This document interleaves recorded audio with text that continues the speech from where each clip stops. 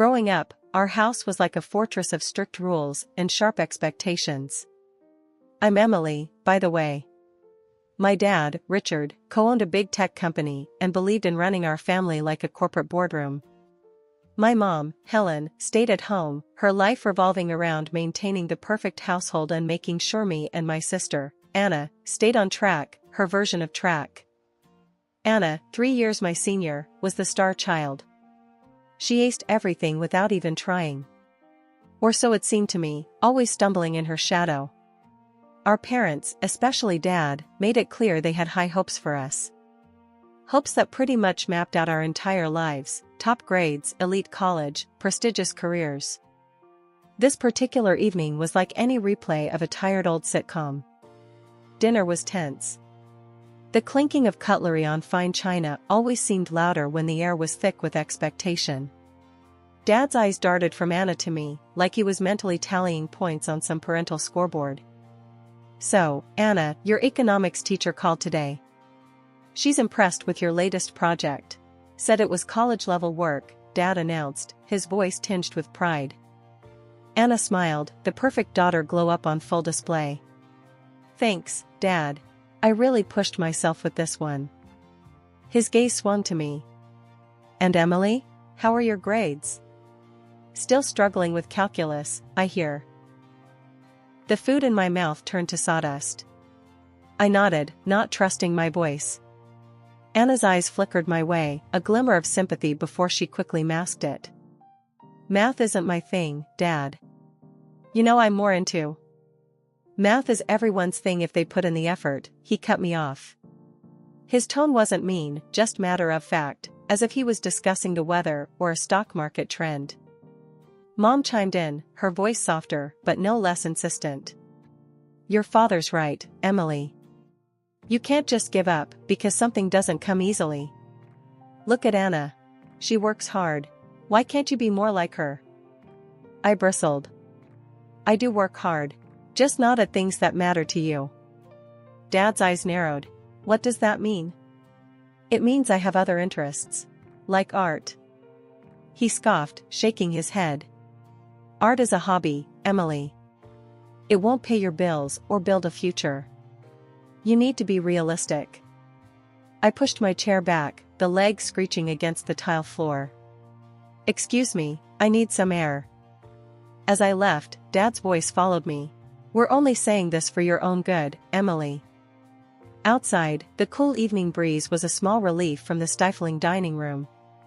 Their expectations were like chains, heavy and cold, and no matter how hard I tried, I couldn't seem to break free. Not like Anna, who wore those expectations like a crown, always poised, always perfect. But that night, under the starry sky, I made a silent vow. One day, I'd find a place where I wasn't just Anna's lesser shadow. A place where I could be me, whatever that meant, without apology or comparison. In our house, everything was a competition, especially for my sister Anna and me. My dad had this belief that pitting us against each other was the way to breed success. He'd say stuff like, "Competition sharpens the mind," but all it did for me was grind my confidence into dust. I mean, imagine screwing up a math problem and then going to school with a rumbling stomach the next day because of it. That was my reality. Anna always came out on top. Whether it was math, science, or any school subject, she nailed it. Because of that, she was the golden child, the one who wore new clothes and had lunch packed with more than just leftovers. On the other hand, I was the one in faded jeans, trying to get by on scraps. Dad made sure of it. "You need to push harder, Emily," he'd say at the dinner table, barely looking up from his plate as he compared our report cards. "Look at your sister. She's setting the bar. Meet it or go hungry." The unfairness of it all could choke you. My mom, Helen, always backed him up too. "Your father's right," she'd add, in that quiet voice of hers that somehow sliced deeper than any shout. "We only want what's best for you." But I had a different idea of what was best for me. My room was my refuge, a small space crammed with paints, brushes, and canvases. I wasn't any good with numbers or business strategies, but give me a brush, and I could make magic. One late afternoon, after another crushing round of comparisons where I came up lacking, I escaped to my room, slamming the door behind me. I needed to drown everything out, the disappointment in Dad's eyes, Mom's sighs, Anna's awkward attempts to make me feel better. Painting was my escape, my secret world. I was mixing some blues and greens, trying to capture the storm inside me on the canvas, when Anna knocked softly. "Emily, can I come in?" I didn't have it in me to send her away, so I just grunted. "Yeah, whatever." She stepped in, hovering by the door. Her eyes roamed over my makeshift studio, lingering on the unfinished canvas. "That looks amazing, Em." "It's just a storm," I muttered, focusing on blending the colors, letting the brush strokes express my frustration. "No, I mean it. You really have something here. Why don't you show them?" I scoffed, a harsh laugh escaping me. "Yeah, right. Look, Dad, forget about my crappy grades and check out this painting I made. That'll really impress him." Anna bit her lip, looking like she wanted to argue, but instead, she shifted the topic. "Just, don't let him stop you, okay? You're good. Really good." The last year of school crushed me under its weight. Anna had sailed into the Faculty of Management at the prestigious university everyone expected us both to attend. Me? I was barely scraping by, my heart not in the endless formulas and business strategies that piled up on my desk. The day the college acceptance letters were due, the atmosphere at home was electric with tension. I already knew what the letter would say, or rather, what it wouldn't. Dragging myself downstairs, I found both my parents in the living room, the dreaded letter lying like a verdict on the coffee table. Mom's face was stormy as she waved the letter at me. "Care to explain this?" I took a deep breath, bracing for the explosion. "I didn't get in." "And you're not even upset?" Mom accused. Her voice was sharp, like she could cut me open and find the answers she wanted. "Do you have any idea how embarrassing this is?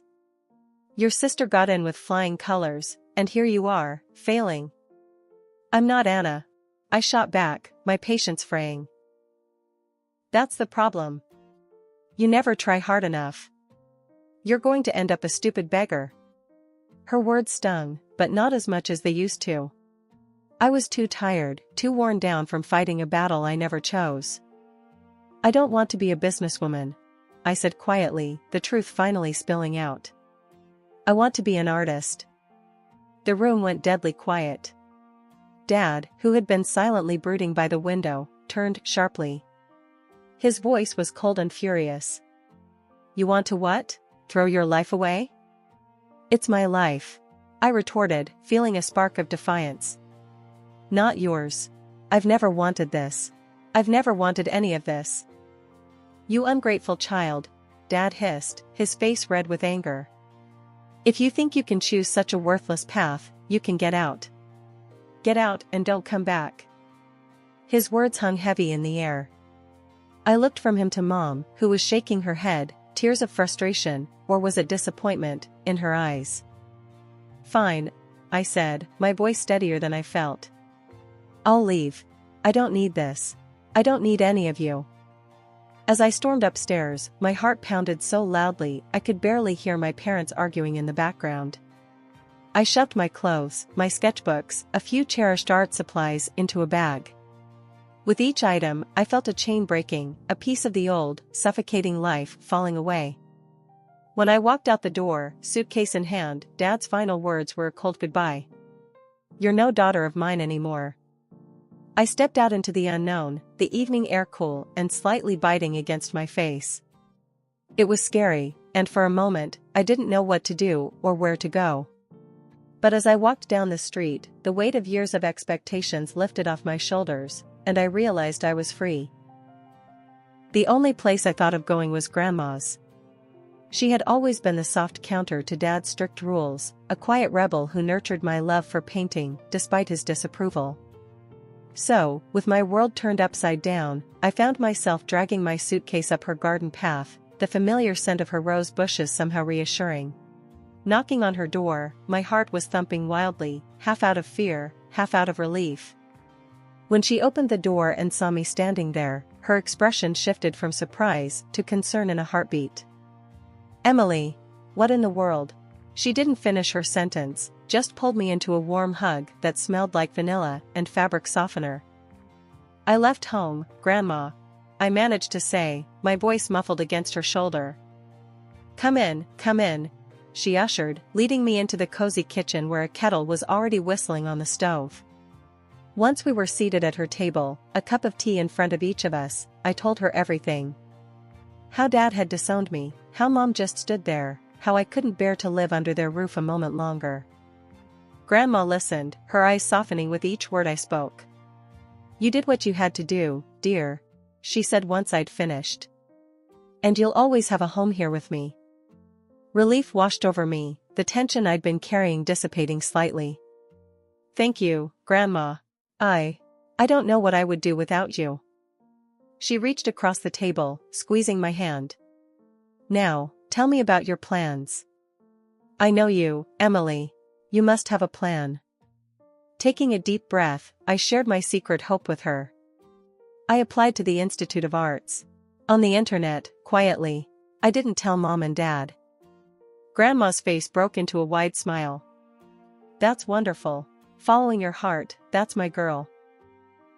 The conversation shifted to lighter topics for a while, allowing me to breathe easier and feel momentarily carefree.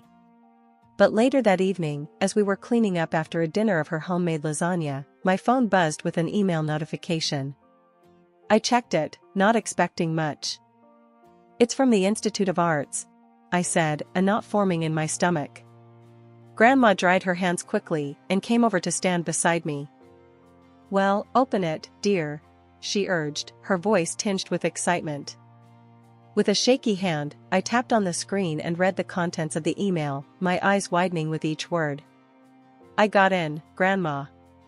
I got in, and they're offering me a scholarship. Full tuition covered." "Oh, Emily!" Grandma exclaimed, her eyes brimming with tears as she pulled me into another hug. "I knew it. I always knew you had something special. This is just the beginning for you." We spent the rest of the evening talking about the future, about art and dreams, and making a new life. It felt like for the first time in a long time, I was exactly where I was supposed to be. Grandma's faith in me bolstered my own, and I felt ready to take on this new challenge.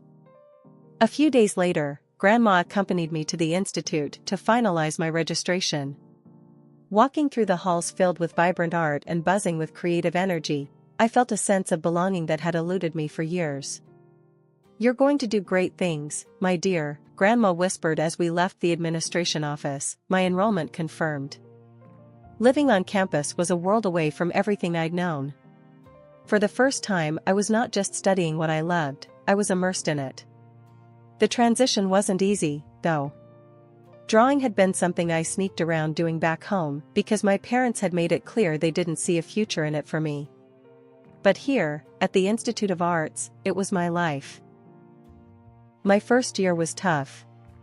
The freedom to create was exhilarating, but also daunting. I struggled initially, battling the ingrained fear of my parents' disapproval and the pressure to prove I could make it on my own. Yet, with every sketch and painting, I grew more confident. By the end of the year, not only had I found my footing, but I had also emerged as one of the top students in my class. Professors praised my unique style, and I started to believe maybe I did have something special. As my skills developed, so did recognition. The school offered a few of us, the so-called emerging talents, a chance to showcase our work at a personal exhibition. I jumped at the opportunity. Preparing for the exhibition was intense. Every piece had to say something, to stand out. I poured my heart into each painting, hoping they were good enough to be noticed. The night of the exhibition was surreal. The gallery was buzzing with people, music softly playing in the background, lights casting a perfect glow on the paintings. I stood nervously by my work, watching as people walked by, stopping to look, to discuss. My grandmother, who had come to see the exhibition, stood beside me, her eyes wet with pride. "You've done well, Emily," she whispered, squeezing my hand. "I'm so proud of you." That night, something incredible happened. A local TV crew, who had come to cover the exhibition, featured my work. Suddenly, I wasn't just a student, I was an artist being talked about. The segment aired, and the next thing I knew, I was being invited to talk about my art on various shows. My paintings started circulating on the internet, gaining popularity. It was all so fast, so big. I felt like I was dreaming. The real pinch-me moment came when an animation studio contacted me. They wanted to use my designs for a series. Next thing, those sketches and characters I created in the solitude of my studio were moving, living on screens. They even started a comic book series based on them. And yeah, they paid me, which felt weird but incredible. I remember sitting in my dorm, watching the first episode of the animated series, thinking about how far I'd come. From hiding my sketches from my parents, to seeing my creations come to life on TV, it was mind-blowing. I was in my studio on campus, streaks of paint on my hands, and a blank canvas waiting, when my phone rang. It was Anna. I hesitated for a moment, not sure what to expect. We hadn't talked much since I left home. "Emily? It's Anna," she said, her voice uncertain. "I saw you on TV last night. You were amazing." "Thanks," I replied, taken aback by her call and her compliment. "I appreciate it, Anna. How's school going for you?" "It's fine," she said, though her tone suggested otherwise. "Actually, that's partly why I called. I've been thinking a lot about what I'm doing. I'm not sure I'm as cut out for the business world as Dad thinks. Watching you follow your passion made me wonder if I'm just going along with what's expected of me, not what I want." This was new. Anna, the perfect student, doubting her path? It's never too late to change your course, you know. If you're not happy, maybe it's time to think about what you really want, I said, more as a friend than as her estranged sister. "Yeah, right," she laughed softly. "Maybe I need a bit of your courage. We can share some of mine. I've got plenty to go around now," I joked, easing the tension. A few weeks later, Anna came to visit me. She toured my studio and my latest works, her interest genuine. It was strange but comforting to have her in my space, seeing the part of my life that had caused so much distance between us. "You really are talented, Emily," Anna said as she looked around at the paintings, the sketches, and the splashes of color everywhere. "It's my world," I told her, feeling a surge of pride. "Wanna try?" She hesitated, then smiled. "Why not?" Handing her a brush felt symbolic, like I was welcoming her into my life in a way we hadn't shared since we were kids. As Anna and I laughed over her crooked paint strokes, I realized that this recognition was all I had really wanted from the start. As our laughter died down, Anna's expression turned serious. "You know, when Mom and Dad found out about your TV spot and the shows, they were furious.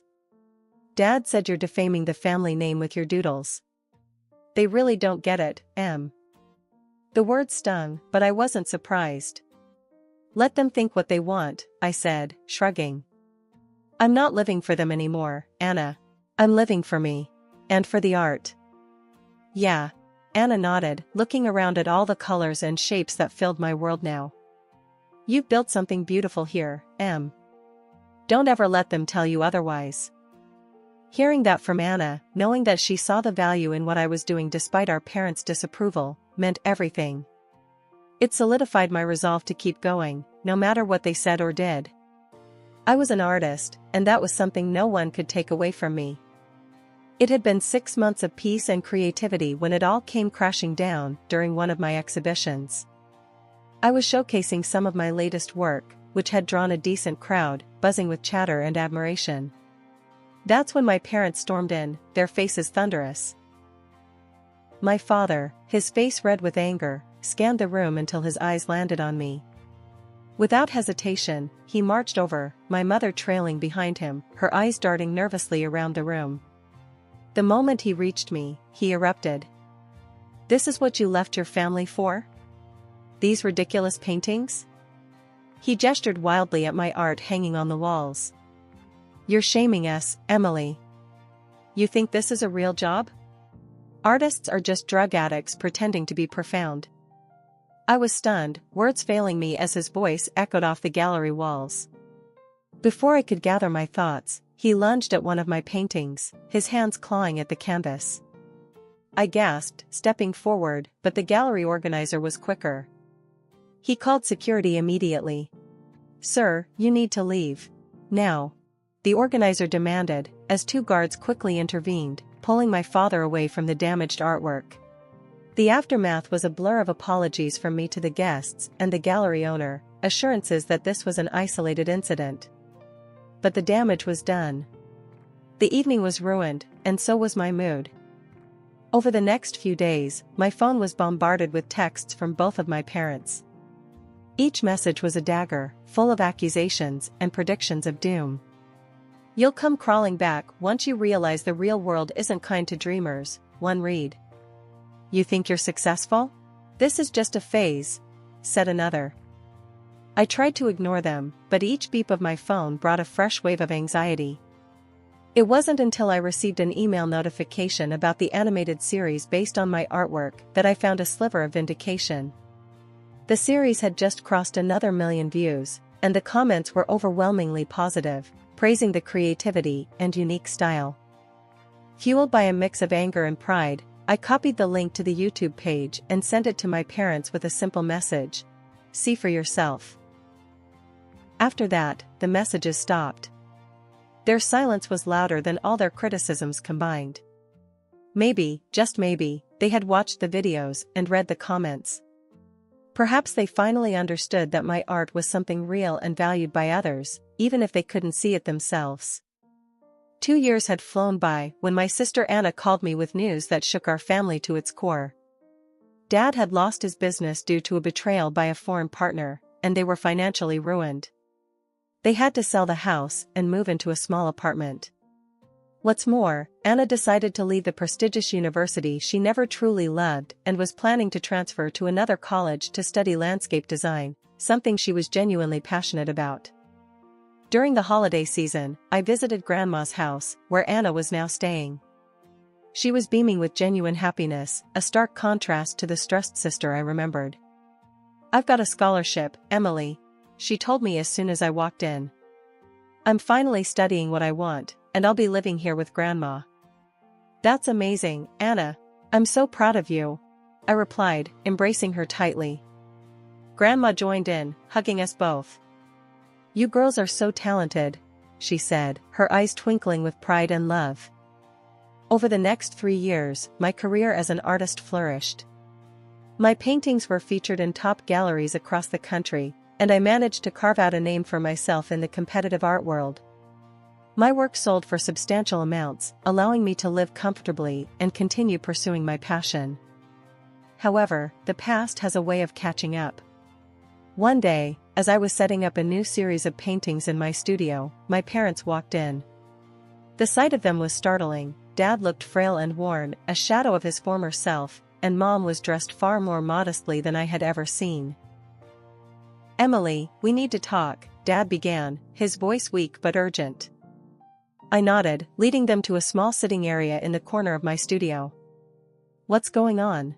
I asked, although the tight knot in my stomach already had an inkling. "We're in a bad place, Emily," Mom started, her voice trembling. "We've lost everything, and we need your help." Dad coughed slightly before adding, "You've done well for yourself, which we knew you would, despite what we said. We were hoping you could lend us some money. Help us get back on our feet." The request hung heavily in the air, thick with irony and desperation. I took a deep breath, the memories of their dismissal and harsh words echoing in my mind. "You both disowned me when I chose this path. You said I would fail and wished me nothing but the worst," I reminded them softly, yet firmly. "Yes, but we're still your family," Dad insisted, looking at me with eyes that were pleading yet prideful. "I built this life on my own, without any help from you after you turned your backs on me. You made it clear then that you didn't want anything to do with me or my career," I continued, my voice steady despite the turmoil inside. Mom looked down, tears starting to form in her eyes, while Dad simply stared, his expression unreadable. I'm sorry, but I won't be giving you any money, I concluded, the finality in my voice mirroring the closure I felt in my heart. They stood, the air thick with tension and unspoken words. We hope you reconsider, Emily, Mom said softly as they turned to leave. Watching them walk away, I felt a mixture of relief and sorrow.